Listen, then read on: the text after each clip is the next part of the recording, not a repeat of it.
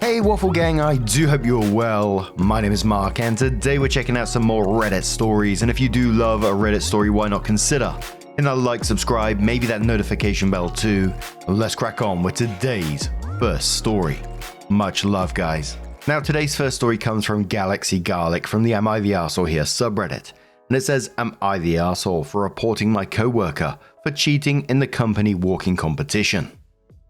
At our last meeting, they announced there would be a step competition. Participation was voluntary. If the average number of steps is greater than or equal to 5k per day, all participants get Friday half day. The person with the most steps overall wins an Apple Watch. We would log our steps during workdays only for 20 days. I've been in a funk lately and was glad for an excuse to get back into my fitness routine. I love running and asked if steps from running could be counted. Matt, who volunteered to manage the competition, said it did. My goal was 20,000 steps a day, thinking this would easily put me in the lead, but on day one, this guy Dave posted 23,000. I sent him a message on Teams, saying something along the lines of, "It's on." The next day, I put up 24,000. He answers back with 25,000. Another worker, Jenna, also joined in. The three of us started having daily chats about our workouts. By week 2, it's looking certain one of us will win, and the whole group is absolutely getting a half day off work. Then I checked the log, and out of nowhere, Tiffany, who'd been posting 10 to 15,000 per day, post 65,000 steps. For perspective, the marathon I ran resulted in 52,000 steps. So I'm skeptical, but also maybe Tiffany ran a casual ultramarathon on a workday. Who knows? I sent her a Teams message. That's a lot of steps. What's your secret? She said she plays volleyball and wanted to count the steps from her games, but can't safely keep her phone or watch on her to keep count. To solve this problem, Matt looked up a chart online that gives a step equivalent for other activities. Example, volleyball equals 89 steps per minute. Tennis equals 133 steps per minute, etc. Fair enough, but the math still ain't mathin', so I said, wow, you must have played for like 8 hours. Her reply, well, I also rode my bike. Now, this is where I call bullshit, so I clarified. You counted riding your bike?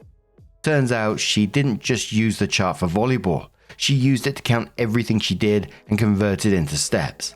Bike riding, stretching, yoga, washing the dishes, all great, but those are not steps. This seemed pretty lame to me, and I just said, I don't think that's really in the spirit of this competition, and immediately went to Matt to ask her about this chart, specifically if bike riding counted towards steps. He said bike riding didn't count. It was too different and also unfair since not every employee has access to a bike.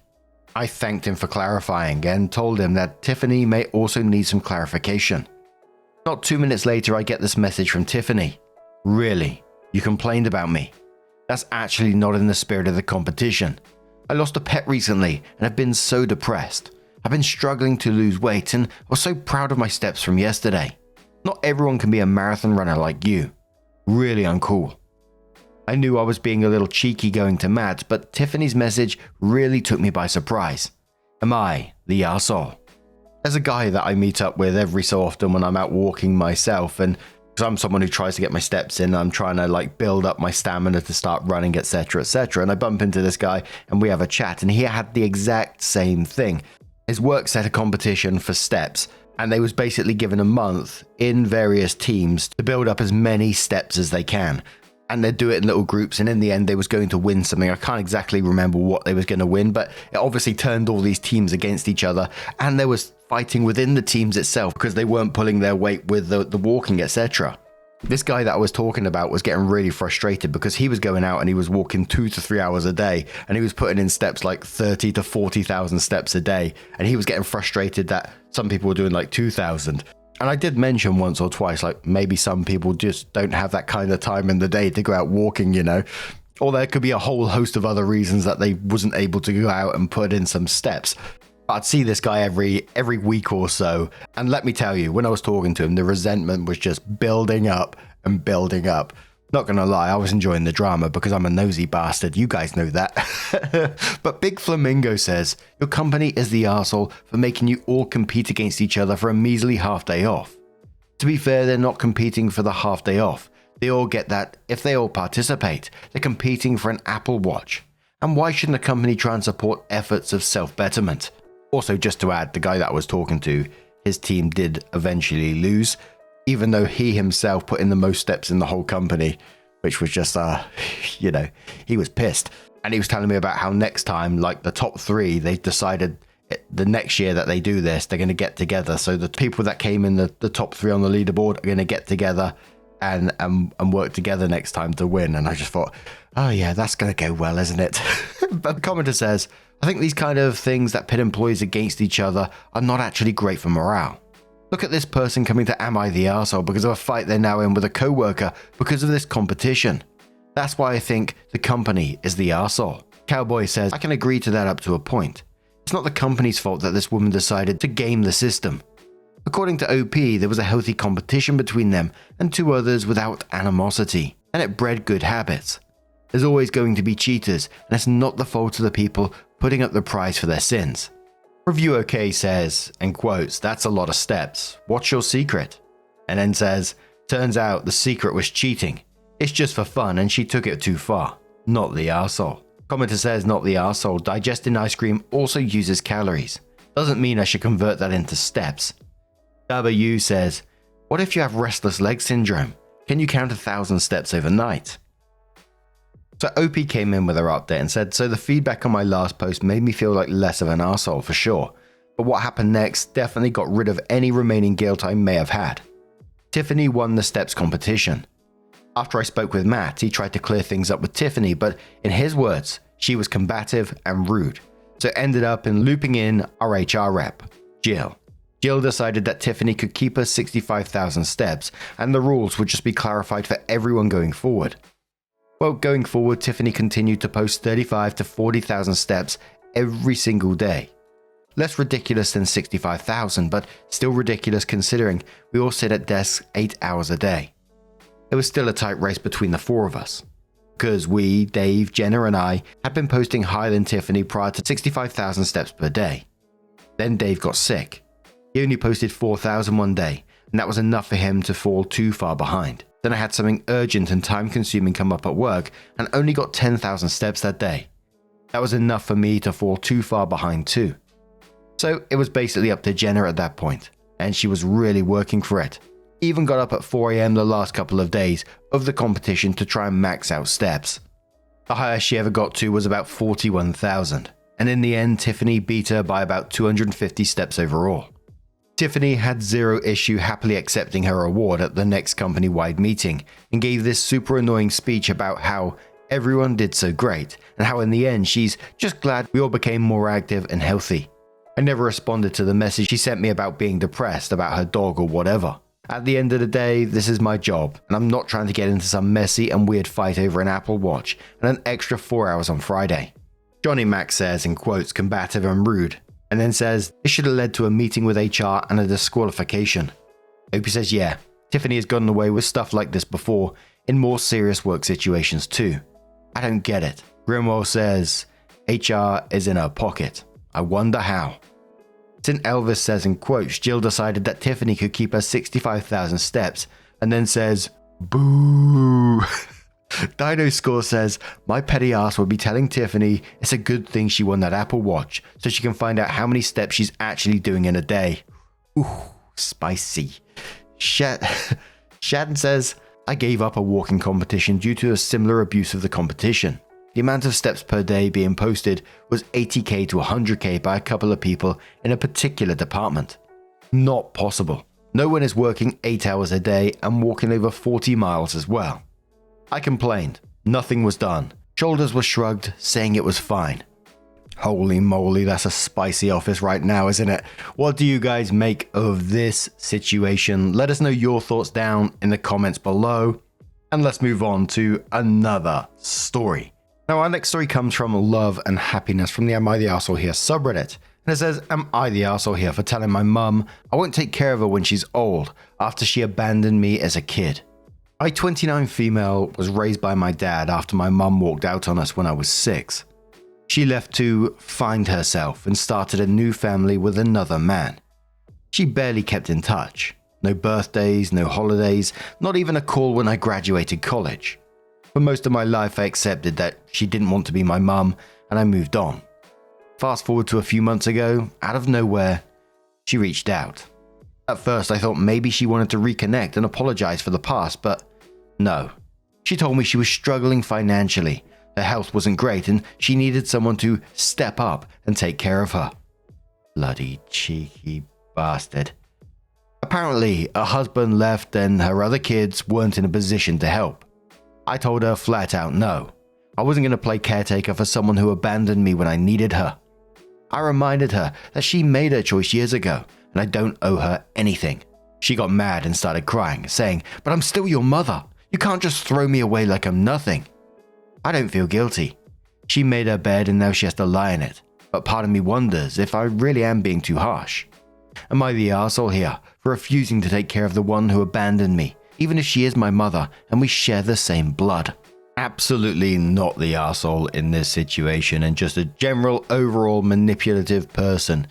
She says to you that you can't just throw away like she's nothing. Throw that straight back in her face of what she did to you. But Distinct Pop says not the arsehole. She seems to be a narcissist and completely toxic. She hasn't been your mum. She was the egg donor. Don't feel bad.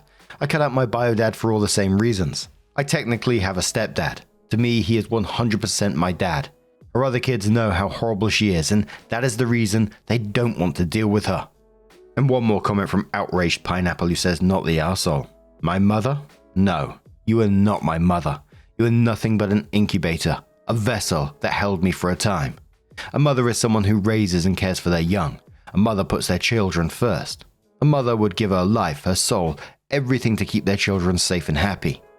You aren't a mother, and certainly not mine. I can throw you away like nothing because you are nothing. You're less than nothing. If you wanted someone to care for you, you should have shown that care first. I'm going to care for myself the way you never did. You can rot for all I care. End up in a ditch or a crappy senior home full of rats or roaches or whatever. None of it matters to me because you are nothing to me. Don't ever try to contact me again. Then block. And if she tries to reach out again, threaten to file for harassment. If anyone reaches out on her behalf, tell them you owe her nothing and point out her abandonment of you. That you can and will block them as well if you need to. OP updated and said it's been a day since I posted here, and I'm very thankful to all of those who shared their thoughts on it. I just wanted to share what happened in the past 24 hours. She was still blowing up my phone with guilt trips, telling me I was heartless and that she did the best she could. When I didn't respond, she turned to extended family. Suddenly, I was getting messages from relatives I hadn't spoken to in years, telling me I was a disgrace and that family is family no matter what. One aunt even said, "You regret this when she's gone." But the real kicker? I found out from my dad that she'd been telling people that she was forced to leave when I was a kid, painting herself as the victim in all this. She claimed my dad turned me against her and that she always wanted to be in my life, but I never let her. That was the moment I knew I made the right decision. I sent her one final message. You abandoned me. You don't get to come back now and demand my love and care like nothing happened. I owe you nothing. Then I blocked her. I don't feel bad. If anything, I feel lighter. I feel free. I feel happy. Lowe says to the OP after this one, that's honestly the perfect way to handle a shit situation. Glad you stood up for yourself. Twinkly Misty Puff says, I agree. Now she suddenly remembers she's a mother. Get the hell out of here with that nonsense. Family isn't just blood, it's showing up, and she sure as hell didn't. Now that life kicked her in the ass, she wants someone else to fix it. Nah, she made her bed, she can damn well lie in it. Open Trouble says, her husband left her and her other kids weren't in a position to help. Can we wonder why? Seems like all of them went no contact. Enjoy your life, OP. I always find it weird when these relatives pop up out of nowhere telling OP what to do, with the family is family. Get the fuck out of here with that. You take her in. But what do you guys make of this situation? Let us know your thoughts down in the comments below. And let's move on to another story. Now our next story comes from Acceptable Weight 4341 from the Am I Wrong subreddit, and it says, "Am I wrong for no longer cooking for wife after she drunkenly admitted she wished a male co-worker could cook for her instead? My wife and I have been married for 7 years and together for 10. A couple of years ago, my wife had a male co-worker who used to cook for the office often. My wife used to always rave about his food, and it admittedly made me insecure, also because he looked like a Greek model. I also started cooking for wife around that time. I was never a serious cook, but I decided to give it a shot. Prior to then, I only used to cook basic food, but I decided to try cooking complex meals. However, a lot of times it didn't come out great. My wife used to help me, but I never was serious about it. One night, my wife was drunk and we just had a beef Wellington I had cooked. It was sort of a disaster, and my wife and I were both laughing about it. However, my wife then drunkenly admitted she wished her male co-worker could cook for her every day. I didn't fully grasp what she was saying as I was really drunk, but my wife realized what she said and she apologized. I told her it was alright and that was probably some attempt at a joke. However, the next day I grasped what she was saying and I felt really deflated. My wife sensed it and apologized again, and after taking a day to think about it, I told my wife let's not make a big deal about it. But also, I was never going to cook for her ever again. My wife again apologized and almost started crying. But I told her it was all in the past and let's move on. It's been 2 years then, and my wife and mine's relationship is stronger than ever. Over the past couple of years, I have also spent a lot of time taking cooking lessons from my sister, who's a really good cook. I learned that cooking just takes a lot of consistent practice, and you can't just learn it over the internet. You need to acquire the skill. And I can now confidently say, I am a much better cook than I was a couple of years ago. I cook for friends and for my family or my wife's family when they come over. The food I'm most proud of, and which I got a lot of compliments on, is the Valencian paella I made when my wife's family came over for Christmas. However, in spite of the progress I made, I can't find it in me to cook for my wife alone. I still remember the hurt and insecurity I felt a couple of years ago. My wife even stopped speaking to and taking food from the co-worker after that incident, and the co-worker has even left the company since. But I still can't find it in me to cook a romantic dinner for my wife. My wife has asked me a few times, and she says she's willing to do anything to repent or take accountability. But I tell my wife I've already forgiven her a couple of years ago. It's just that I cannot mentally bring myself to ever cook for her. Am I wrong? Commenter says to OP on this one, like others have said, it's time to put it behind you. Your wife made the effort and has been holding on the pain of resentment you feel for her for years now. You've grown as a cook, and now it's time to grow emotionally and come together with your wife. Your wife yearns to be close to you. OP says I am very emotionally close with my wife. It's just with this specific aspect. I can't bring myself to do it. My wife almost destroyed my love for cooking a couple of years ago when she made that comment. But I was thankfully able to get over a comment. My sister said if you're emotionally vulnerable about something with someone and they shit all over it, never ever repeat that mistake again, no matter how tempting it might be. She also taught me cooking, provided I kept my word that I would never cook for my wife again. It's a bit odd, isn't it? So even though I love my wife a lot, my conscience would not allow me to cook for my wife. Commenter says you haven't forgotten or forgiven her. Therapy might help. Another commenter says you're just lying to yourself, your wife, and now all of us. You have not forgiven her. And the last commenter says, I think you're not giving your wife enough credit. She stopped eating what a fellow worker cooked. She has apologized and really wants that one close thing. Enjoying an intimate meal you cooked just for her. You say you've forgiven her. No, my friend, you have not. You are still holding a grudge. I get that she hurt your feelings and made you feel insecure. But geez, 2 years. And you'll cook for everybody and their mother and still won't for her. That's cold. So OP comes in with her update and says, thank you all for the comments on my previous post. Pretty much all the comments told me I was very wrong and what I was doing was cruel to my wife. It was never my intention to be cruel to my wife. It was all about my mental health, but I understand now how it can be perceived as being cruel. I didn't want to make a big deal of it, so I told my wife this morning I would start cooking for her tonight and make her a special dinner. My wife was very excited and hugged and thanked me, and I'm nervous and excited and looking forward to opening this new chapter in our lives. I, however, reminded my wife again how she had almost destroyed my love for cooking a couple of years ago. I also gave my wife an analogy. My sister told me this morning to tell this analogy to make my wife understand the impact of what she said a couple of years ago. I asked my wife how she would feel if I drunkenly admitted to preferring hugs from Vanessa.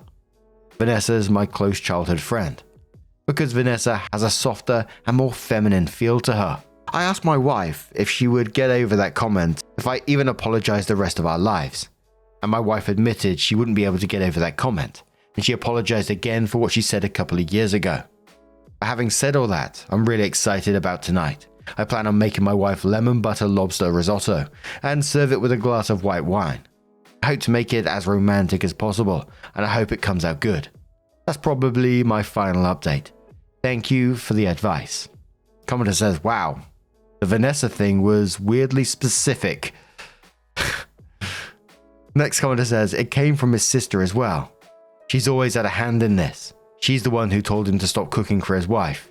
You really can't see what she's doing. Another commenter says, wrong analogy to use. You talk about finding your best friend more attractive than her, and worst, you talk about the way she feels when you hug her. What do you think your wife is going to think now every time she sees you talking to that friend, hugging her? That is unnecessarily cruel. She talked about liking the food of a coworker. You talked about liking the body of your best friend. You could have used a hobby as an analogy, for example, but you have now put a seed of doubt in her mind.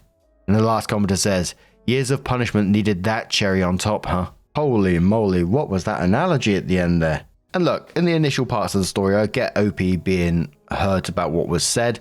Maybe like, what the fuck was that about? But he initially saw it as some attempt at a joke. The next day, it brought him down and he felt deflated about it. Your feelings are your feelings. But the wife sensed this and apologized again. And OP himself said, let's not make a big deal of it. But then tells her that he's not going to cook for her ever again and doesn't do so for 2 years. Then goes on to say that the relationship is stronger than ever. I'm just like, no. And then when you listen to the comments and you start moving past it and you say that you're going to cook for her tonight and it's all very excited, you then go for her again and say that how she almost destroyed your love of cooking a couple of years ago. And then came out with it, which, to be honest, is a weird ass analogy in my opinion. I agree with those comments. And was it just me, or did it felt like it's the sister's involvement in all of this just came across as weird as shit? But I get leaning on your family and stuff for support, but the sister told OP to come out with that analogy. What the fuck? But what do you guys make of this situation yourselves? How did you find it? Let us know your thoughts down in the comments below. Now, just a huge thank you for being here today, getting involved in the stories, your love, your support, your time. It always means the absolute world to me. So thank you so much. And hopefully I'll see you in the next one. Take care and much love.